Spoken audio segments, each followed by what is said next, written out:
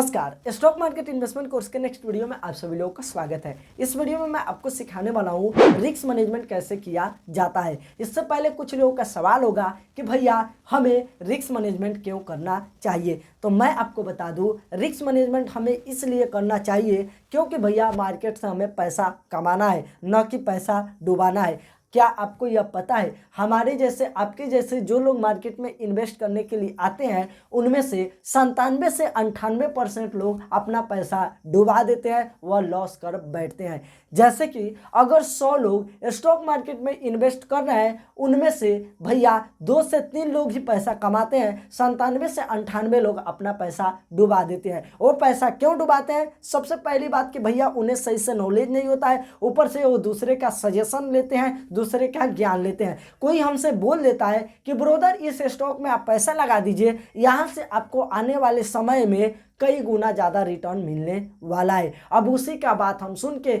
उस कंपनी में पैसा लगा देते हैं। हम यह नहीं देखते हैं कि भैया वो लार्ज कैप कंपनी है, मिड कैप कंपनी है, स्मॉल कैप कंपनी है, किस सेक्टर में काम करिए, उस कंपनी का बिजनेस कैसा चल रहा है, वह बोल दिया तो हम पैसा लगा दिए। अब आगे चल के हमें पता चलता है कि हम जिस कंपनी में पैसा लगाए हैं वह भैया एक स्मॉल कैप कंपनी है। उस कंपनी का मार्केट कैपिटलाइजेशन भैया मात्र 500 करोड़ का है, और वह कंपनी जिस सेक्टर में काम कर रही है उसी सेक्टर में कोई बड़ा प्लेयर आ चुका है जिसका मार्केट कैपिटलाइजेशन 20,000 करोड़ से ज़्यादा है। वह एक लार्ज कैप कंपनी है। अब वह कंपनी इसको तो खड़े चबा जाएगी, इस कंपनी को बर्बाद कर देगी। अब बताइए ना कि आपके पास मात्र 500 रुपया है और हमारे पास 20,000 रुपये है, तो क्या आप हमारे सामने टिक पाइएगा? नहीं टिक पाइएगा। ऐसे ही कंपनी के सामने भी होता है।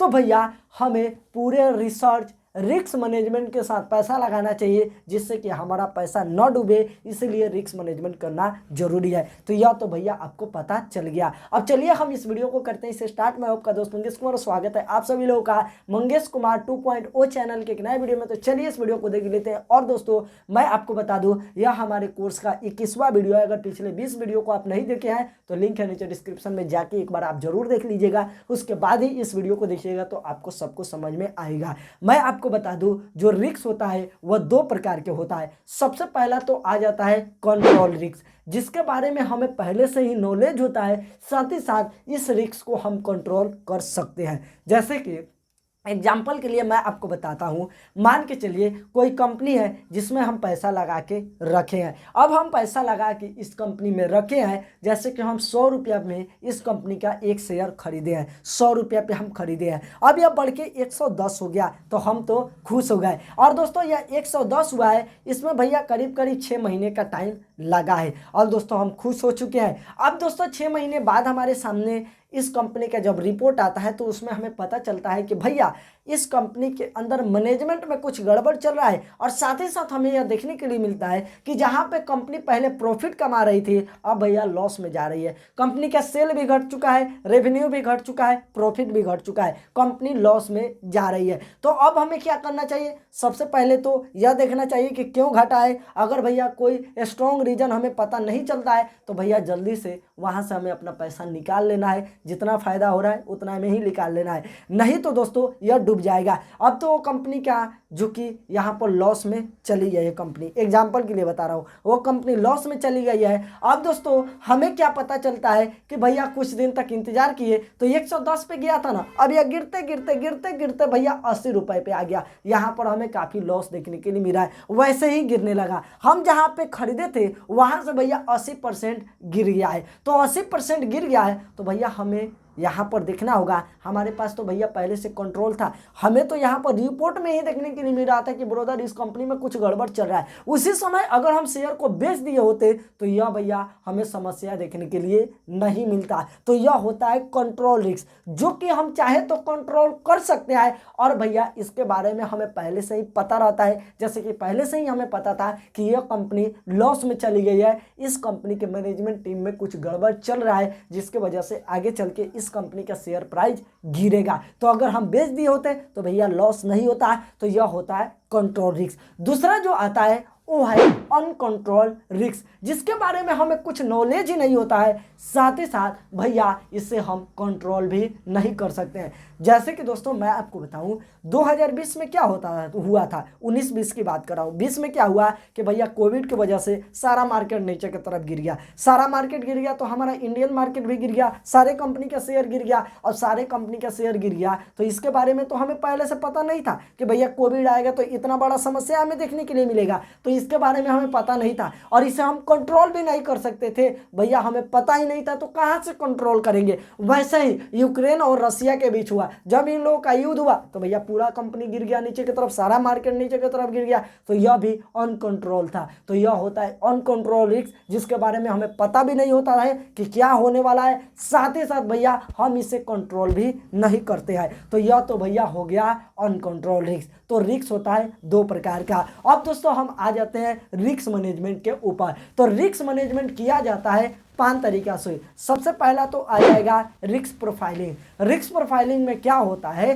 कि भैया हम यहाँ पर प्रोफाइलिंग करते हैं कि ब्रोदर हम कितना रिस्क ले सकते हैं, यानी कि हम अपना जो पैसा लगाएंगे वह कहाँ कहाँ पे इन्वेस्ट करेंगे, लार्ज कैप में कितना लगाएंगे, मिड कैप में कितना लगाएंगे, स्मॉल कैप में कितना लगाएंगे। और दोस्तों आप चाहें तो अपना रिस्क प्रोफाइलिंग कर सकते हैं। यहाँ पर दोस्तों गूगल पे जाके बहुत सारा वेबसाइट है, वहाँ पर भी जाके आप कर सकते हैं। तो मेरा सजेशन मांगिए दोस्तों, जितना आपका कैपिटल है उसका 50% आप लार्ज कैप में रखिए, उसमें से बच जाता है और 50%, तो 30% आप मिड कैप में रखिए और भैया 20% बच गया तो वह स्मॉल कैप में आप लगा दीजिए। तो भैया पहला तो इस तरीके से हम अपना रिस्क प्रोफाइलिंग कर सकते हैं और दोस्तों रिस्क मैनेजमेंट कर सकते हैं। तो पहला तो हमारा यह हो गया। दूसरा जो हमारा आ जाता है वो है एसेट एलोकेशन करना। एसेट एलोकेशन में क्या होता है, सिंपल सी बात है कि हम अपना पैसा कहाँ कहाँ पे इन्वेस्ट करेंगे।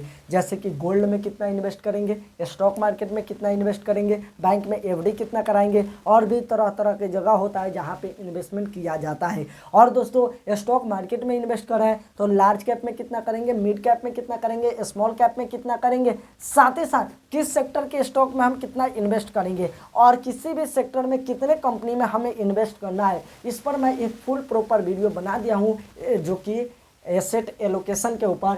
इस पर दोस्तों हमारा वीडियो है, उस वीडियो को आप देख सकते हैं, लिंक है नीचे डिस्क्रिप्शन में, नहीं तो ऊपर आई बटन पर भी क्लिक करके आप उस वीडियो को देख सकते हैं। तो यह तो हो गया हमारा दूसरा। तीसरा जो आ जाता है वो है मार्जिन ऑफ सेफ्टी। देखिए कि दोस्तों हमें सेफ्टी भी लेके चलना है कि भैया आगे चल के अगर मार्केट नीचे की तरफ गिरता है तो भैया जो हम इन्वेस्ट करके रखे हैं उसमें भी हमें लॉस ज़्यादा देखने के लिए ना मिले। अगर हम अलग अलग जगह पे इन्वेस्ट करके रखेंगे तो भैया हमें दिक्कत नहीं होगा, हमें सेफ्टी भी लेके चलना होगा। जैसे कि दोस्तों मान के चलिए आपके शहर में कोई अगर ब्रिज होगा, कोई पुल होगा, तो उसका जो कैपेसिटी होता है कि इतना वजन वो सह सकता है। एग्जाम्पल के लिए अगर उसका कैपेसिटी है 100 टन का, कि यानी कि 100 टन वो वजन सह सकता है, तो वहाँ पर अलाउ किया जाता है 90 टन ही, 90 टन तक वहाँ पर अलाउ किया जाएगा कि इतना भार आप लेके जा सकते हैं। 10 टन वहाँ पर मार्जिन एक्स्ट्रा में रखा जाता है। वैसे ही हमें दोस्तों 10% कम से कम एक्स्ट्रा में रखना है और उसके बाद ही इन्वेस्टमेंट करना है। तो यह तो भैया हो गया। उसके बाद आ जाता है लॉन्ग टर्म इन्वेस्टमेंट, यानी कि दोस्तों स्टॉक मार्केट जो है ना वह 1 साल 2 साल के लिए नहीं है। आपको यहाँ से पैसा कमाना है तो कम से कम 6 साल 7 साल तक इन्वेस्टमेंट करना ही पड़ेगा। जैसे कि दोस्तों मैं अगर बताऊँ तो आज से 3-4 साल पहले रिलायंस इंडस्ट्री जो है ना वह 1000 पे ट्रेड कर रहा था। आज के डेट में तो 2800-2900 पे ट्रेड कर रहा है। अगर उसी समय हम 1000 पे खरीद लिए होते हैं और आज 2900-3000 पे चला गया है, और भगवान न करे कि आज अगर मार्केट क्रैश होता है तो यह गिरेगा भी ना तो ज़्यादा से ज़्यादा 2000 पे जाएगा, ज़्यादा से ज़्यादा गिरेगा तो 3000 पे चल रहा है तो 2500 पे जाएगा, 2600 पे जाएगा, उससे भी क्रम फूट गया तो 2200, 2100, 2000, इससे नीचे नहीं जाएगा। तब भी तो 1000 का हमें प्रॉफिट दिखाई दे रहा है। तो अगर हम लंबे समय तक इन्वेस्ट करेंगे तो भैया हमें अच्छा रिटर्न देखने के लिए मिलेगा। तो इसके जरिए भी दोस्तों आप अपना इन्वेस्टमेंट कर सकते हैं। साथ ही साथ आखिरी जो आ जाता है वो है हमारा सेक्टोरल इन्वेस्टमेंट और स्टॉक इन्वेस्टमेंट। जैसे कि अगर हम स्टॉक में इन्वेस्ट कर रहे हैं तो हमें सेक्टर भी देखना पड़ेगा कि किस सेक्टर में हम कितना इन्वेस्टमेंट करने के लिए जा रहे हैं। अगर दोस्तों मान के चलिए कि कोई गवर्नमेंट है, जैसे कि हमारी जो गवर्नमेंट है वह किसी सेक्टर को ज़्यादा सपोर्ट नहीं कर रही है, अब ज़्यादा सपोर्ट नहीं कर रही है और उसी सेक्टर में हम इन्वेस्ट कर रहे हैं तो भैया हमें ज़्यादा रिटर्न देखने के लिए नहीं मिलेगा। तो हमें ऐसे सेक्टर में इन्वेस्ट करना है जहाँ पे गवर्नमेंट में इन्वेस्ट कर रही है, गवर्नमेंट सपोर्ट कर रही है, साथ ही साथ FIIs यानी कि फॉरेन इंस्टीट्यूशनल इन्वेस्टर और DIIs डोमेस्टिक इंस्टीट्यूशनल इन्वेस्टर, ये लोग जहाँ पे इन्वेस्ट कर रहे हैं वहाँ पर भी हमें ध्यान देना है, वहाँ पर भी इन्वेस्टमेंट करना है जिससे कि भैया हमें अच्छा रिटर्न मिल सके। तो यह कुछ पॉइंट आप देख के चलिएगा तो भैया अच्छा रिटर्न आप कमा पाइएगा। तो इस वीडियो में भैया हाल फिलहाल इतना ही था। वीडियो कैसा लगा कमेंट करके बताइए। चलिए अगले वीडियो मिलते हैं, तब तक के लिए बाय।